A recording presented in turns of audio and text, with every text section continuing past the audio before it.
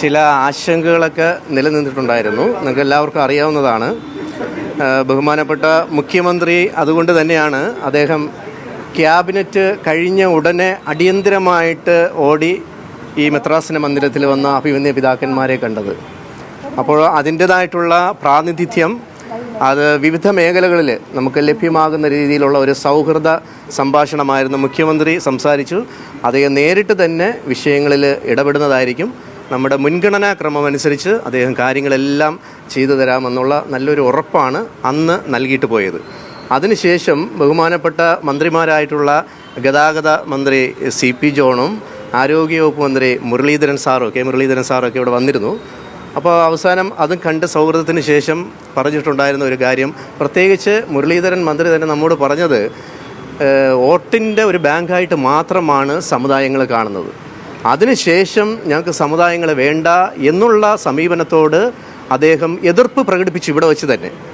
അതായത് സമുദായങ്ങൾ എല്ലാത്തിനും ആവശ്യമാണ്, അവരുടെ ആവശ്യങ്ങൾ അവർ ഉന്നയിച്ചു, അവരുടെ ആശങ്കകൾ അവർ ഉന്നയിച്ചു. അതാണ് ഇവിടെ വന്നിട്ട് മന്ത്രിയും വളരെ സപ്പോർട്ടീവായിട്ടുള്ള രീതിയിൽ അതിൻ്റെ ചുവട് പിടിച്ച് തന്നെയാണ് ഇന്ന് ഫിഷറീസിൻ്റെ മിനിസ്റ്റർ ഇവിടെ എത്തിയത്.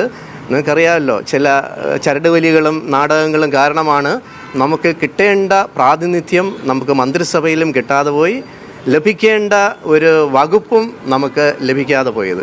അപ്പോൾ അതിൽ ആശങ്ക ഉണ്ടായിരുന്നു. അത് സൗഹൃദപരമായിട്ട് തന്നെ നമ്മൾ സംസാരിച്ച് അത് തീർക്കും. ഈ പറഞ്ഞ മാധ്യമപ്രവർത്തകർ ഉന്നയിച്ച എല്ലാ വിഷയങ്ങളും മുൻഗണനാക്രമത്തിൽ തന്നെ, പ്രത്യേകിച്ച് ഇപ്പോൾ അടിയന്തര പ്രാധാന്യം കൊടുക്കുന്നത് റഫ് സീസണാണ്. അപ്പോൾ വിഴിഞ്ഞവുമായിട്ട് ബന്ധപ്പെട്ട പ്രശ്നങ്ങളുണ്ട്. അപ്പോൾ അവിടെ ഇന്ന് തന്നെ സംസാരിച്ചു.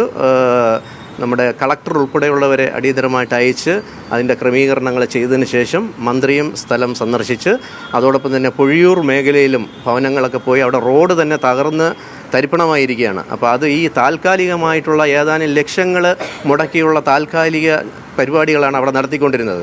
പക്ഷേ അത് ശാശ്വതമായിട്ടുള്ള ഒരു പരിഹാരം വേണം. ടെട്രോപാഡ് ഉൾപ്പെടെയുള്ള ആ സംവിധാനങ്ങൾ ഉപയോഗിച്ച് ആ റോഡ് നിലനിർത്തുവാനും ഗതാഗത യോഗ്യമാക്കുവാനും അതോടൊപ്പം തന്നെ അവരെ സുരക്ഷിതമായിട്ട് ആൾക്കാർ ജീവിക്കുവാനുള്ള ഒരു ഏർപ്പാട് ഉണ്ടാക്കുവാനുള്ള ക്രമീകരണങ്ങളും ചെയ്യുന്നുണ്ട്. ഇതുപോലെ തന്നെയാണ് മുതലപ്പുഴി ഒരു മരണക്കെടിയാണെന്ന് നിങ്ങൾക്ക് എല്ലാവർക്കും അറിയാവുന്ന എൻ്റെ മാധ്യമ സുഹൃത്തുക്കളൊക്കെ അവിടെ ഉണ്ടായിരുന്നു.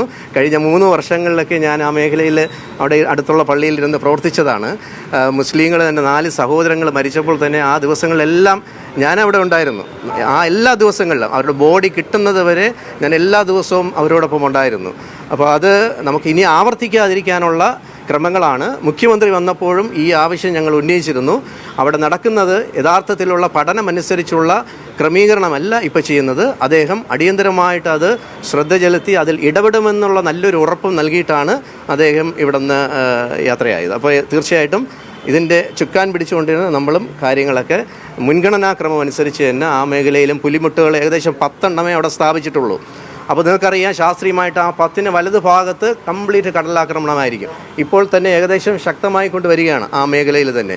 അപ്പോൾ ഞങ്ങൾ ആവശ്യപ്പെട്ടത് കായിക്കര വരെയെങ്കിലും പുലിമുട്ടുകൾ സ്ഥാപിക്കുവാനുള്ള ഒരു അന്നേ ചർച്ചയിലുണ്ടായിരുന്നു. അതും മന്ത്രിയുടെ ശ്രദ്ധയിൽപ്പെടുത്തിയിട്ടുണ്ട്. അപ്പം അടിയന്തര പ്രാധാന്യം ചെയ്യേണ്ട കാര്യങ്ങളെല്ലാം സൗഹൃദപരമായിട്ട് തന്നെ കാര്യങ്ങൾ ചെയ്യാമെന്നുള്ള നല്ലൊരു ഉറപ്പും അദ്ദേഹം നമുക്ക് നൽകിയിട്ടാണ് പോയത്.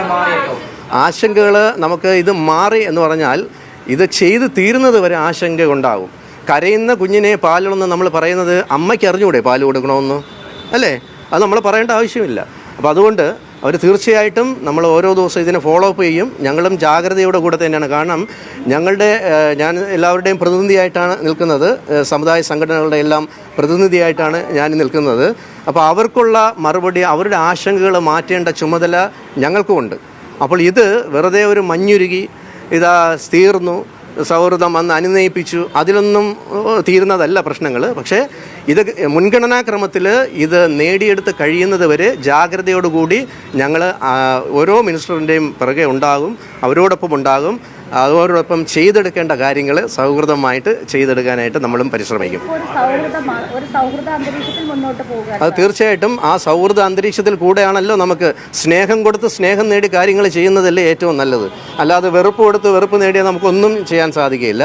അപ്പോൾ അവർ കാര്യങ്ങളൊക്കെ പഠിച്ച് ഞങ്ങൾ ചില നിർദ്ദേശങ്ങൾ ഇപ്പോൾ കൊടുത്തു. അതിൻ്റെ വെളിച്ചത്തിൽ തന്നെയാണ് ബഹുമാനപ്പെട്ട മന്ത്രി പറഞ്ഞത് ഇന്നും നാളെയുമായിട്ട് അടിയന്തര പ്രാധാന്യമുള്ള ചർച്ചകൾക്ക് നേതൃത്വം കൊടുക്കുമെന്ന് പറഞ്ഞിട്ടുണ്ട്.